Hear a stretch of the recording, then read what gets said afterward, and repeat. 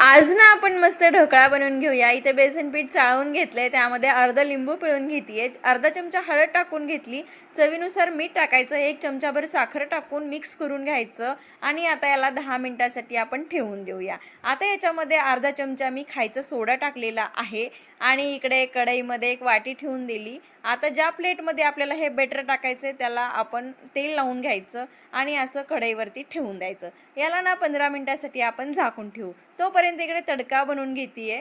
तेल टाकून घेतलं एक पळीभर, त्यामध्ये मोहरी, कढीपत्ता, 3-4 हिरव्या मिरच्या आणि पाणी टाकून घेऊया। आता यामध्ये अर्धा चमचा मीठ टाकलंय आणि साधारण 3 चमचे यामध्ये मी साखर टाकलेली आहे। आता याला मस्त उकळी काढायच्या अगोदर अर्ध लिंबू पिळून घेतलंय आणि ढोकळा पण रेडी झालेला आहे। तर याला मस्त प्लेटमध्ये काढून घेऊया, पाहिजे तसे याचे क्यूब्स बनवून घेऊया आणि मस्त हे पाणी टाकून देऊ। रेडी झालेला आहे आपला ढोकळा।